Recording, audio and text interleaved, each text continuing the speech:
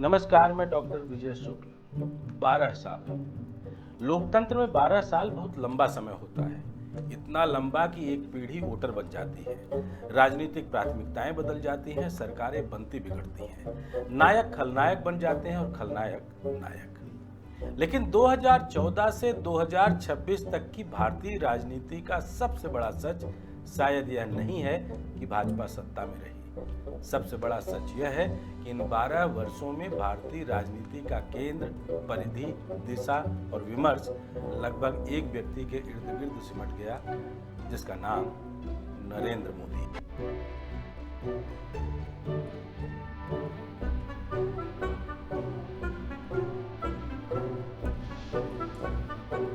यही कारण है कि जब भाजपा मोदी सरकार के 12 साल का उत्सव मना रही है, तो सवाल यह उठना लाजमी है कि आखिर यह उत्सव किसका है? सरकार का, भाजपा का, संघ का, या फिर उस राजनीतिक व्यक्तित्व का जिसने धीरे धीरे भाजपा, सरकार और सत्ता तीनों को अपने राजनीतिक विस्तार का माध्यम बना दिया। 2014 में भाजपा जीती थी, 2026 तक मोदी पूरी तरीके से स्थापित हो गए। 2014 में जनता ने भाजपा को वोट दिया था। लोगों को अटल बिहारी वाजपेयी की याद थी, लालकृष्ण आडवाणी की विरासत थी, मुरली मनोहर जोशी, राजनाथ सिंह, सुषमा स्वराज, अरुण जेटली जैसे दिग्गज चेहरे थे। भाजपा एक राजनीतिक दल थी जिसके पास अनेक चेहरे और अनेक ध्रुव थे। लेकिन 12 वर्षों की यात्रा में धीरे धीरे पूरा राजनीतिक आकाश एक ही सूर्य के चारों ओर घूमने लगा। आज भाजपा का पोस्टर देखिए, मोदी। सरकारी विज्ञापन देखिए, मोदी।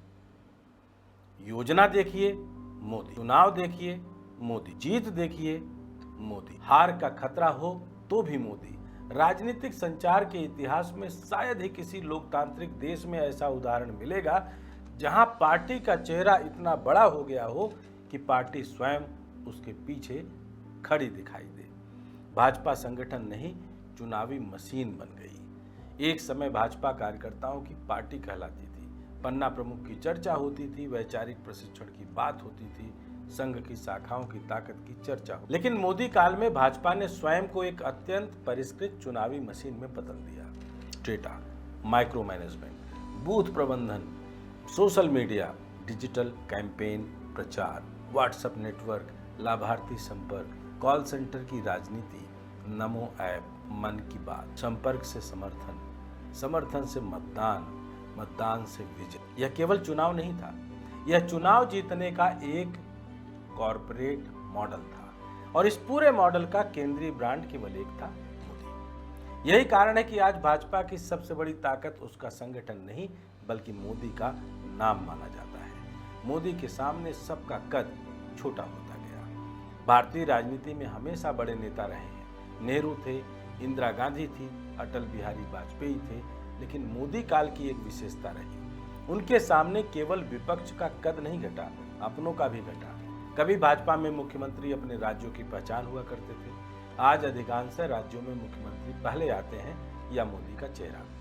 यह प्रश्न स्वयं भाजपा कार्यकर्ताओं से पूछ लीजिए। एक समय भाजपा के भीतर अनेक शक्ति केंद्र हुआ करते थे, आज राजनीतिक ऊर्जा का सबसे बड़ा स्रोत एक ही व्यक्ति है। यही कारण है कि भाजपा के भीतर भी कोई दूसरा राष्ट्रीय चेहरा विकसित नहीं हो पाया। राजनाथ सिंह सम्मानित हैं, अमित शाह प्रभावशाली हैं, योगी आदित्यनाथ लोकप्रिय हैं, नितिन गडकरी प्रशंसित हैं, लेकिन राष्ट्रीय राजनीति का केंद्रीय मंच आज भी मोदी के इर्द गिर्द ही घूमता है। मोदी बढ़े, लेकिन क्या बाकी सब घट गया? यहीं से सबसे कठिन प्रश्न शुरू होता है। 12 वर्षों में मोदी का कद बढ़ा, इस पर शायद ही कोई विवाद हो, लेकिन क्या उसी अनुपात में संस्थाएं भी मजबूत हुई? क्या संसद पहले से अधिक प्रभावशाली हुई? क्या विपक्ष पहले से अधिक मजबूत हुआ? क्या मीडिया पहले से अधिक आजाद दिखाई देती है? क्या लोकतंत्र विमर्श पहले से अधिक खुला हुआ है? यह वे प्रश्न हैं जिनका उत्तर राजनीतिक दल नहीं, इतिहास बताएगा। क्योंकि लोकतंत्र में किसी नेता का कद बढ़ना समस्या नहीं है। समस्या तब होती है जब बाकी संस्थाएं उसके अनुपात में मजबूत ना हो पाए या बौनी हो जाए। रुपया गिरा, भरोसा डगमगाया, लेकिन मोदी का ब्रांड तब भी नहीं टूटा। 12 वर्षों में बहुत कुछ बदला। रुपए की कीमत पर बहस हुई, महंगाई बढ़ी, पेट्रोल डीजल महंगा हुआ, बेरोजगारी राजनीतिक मुद्दा बनी, पेपर लीक ने युवाओं का विश्वास तोड़ा, किसानों ने दिल्ली की सीमाओं पर आंदोलन किया, मध्यम वर्ग ने करों और महंगाई पर शिकायतें की। लेकिन आश्चर्यजनक बात यह रही कि इन सब के बावजूद मोदी का व्यक्तिगत राजनीतिक ब्रांड और उनका तिलिस्म टूटता नहीं दिखाई दिया। यही उनकी राजनीति का सबसे बड़ा रहस्य छिपा है। जनता सरकार से नाराज हो सकती है और नेता से भी नाराज हो सकती है, लेकिन मोदी काल में कई बार जनता सरकार से शिकायत करती दिखाई दी, व्यवस्था से शिकायत करती दिखाई दी, स्थानीय नेताओं से नाराज दिखाई दी, लेकिन मोदी के प्रति उसका दृष्टिकोण बिल्कुल अलग बना रहा। राजनीतिक विज्ञान के छात्रों के लिए आने वाले वर्षों का महत्वपूर्ण अध्ययन का विषय हो सकता है कि 56 इंच की राजनीति का मनोविज्ञान था क्या। मोदी ने केवल योजनाएं नहीं बेची, उन्होंने एक भाव बेचा। उन्होंने लोगों को यह भरोसा दिलाया कि देश का नेतृत्व एक मजबूत हाथ में है। यह भावना सही हो या गलत, लेकिन राजनीतिक रूप से अत्यंत प्रभावी साबित हुई। जब सीमा पर तनाव हुआ तब मोदी थे, जब G20 हुआ मोदी, जब चंद्रयान गया मोदी, जब कोई संकट आया मोदी। एक ऐसे देश में जहां दशकों तक गठबंधन सरकारों की मजबूरियां दिखाई देती रही, वहां एक निर्णायक नेता की छवि जनता के बड़े वर्ग को आकर्षित करती रही। यही एक अकेला सब पर भारी वाला मोदी का मॉडल सफल दिखाई देने लगा। 12 साल का जश्न आखिर है किसका? अब सवाल तो लोग पूछेंगे, और अब हम फिर वहीं लौटते हैं जहां से यह सवाल शुरू हुआ था। जब भाजपा 12 वर्षों का उत्सव मनाएगी तो वह वास्तव में क्या मनाएगी? क्या वह भाजपा की सफलता का उत्सव होगा?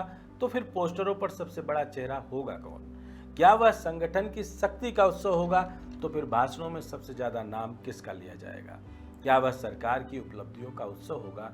तो फिर उन उपलब्धियों का चेहरा। सच यह है कि भाजपा चाहे या न चाहे, 12 वर्षों का यह उत्सव अंततः मोदी के राजनीतिक कद का उत्सव बन जाएगा, क्योंकि इन 12 वर्षों की सबसे बड़ी उपलब्धि, सबसे बड़ी पूंजी, सबसे बड़ा ब्रांड और सबसे बड़ा चुनावी हथियार खुद स्वयं नरेंद्र मोदी रहे हैं। तो इतिहास का सबसे बड़ा सवाल अभी बाकी है, लेकिन हर राजनीतिक महाकथा की तरह इस कहानी का सबसे महत्वपूर्ण अध्याय अभी लिखा जाना बाकी है। क्या भाजपा मोदी के बाद भी उतनी ही प्रभावशाली रहेगी?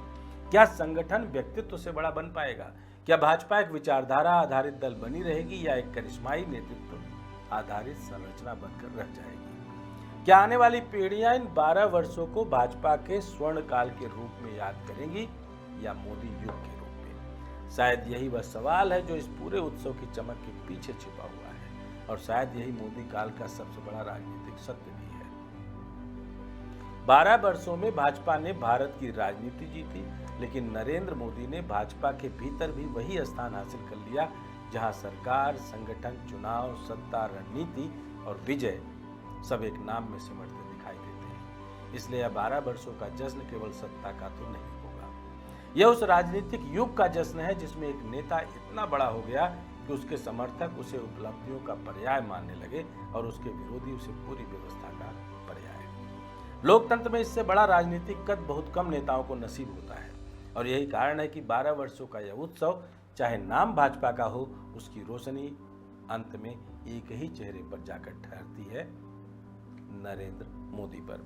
अगर आपको लगता है कि 12 वर्षों में मोदी का कद भारतीय जनता पार्टी के विचारधारा के कद से छोटा है, तो अपनी राय जरूर रखें। और अगर आपको लगता है कि वाकई मोदी ने 12 वर्ष में सब कुछ बदल दिया, तो अपनी राय जरूर रखें। और इतना बदल दिया कि 12 वर्ष का ब्रांड अगर कोई है तो हिंदुस्तान में सिर्फ एक है, नरेंद्र मोदी।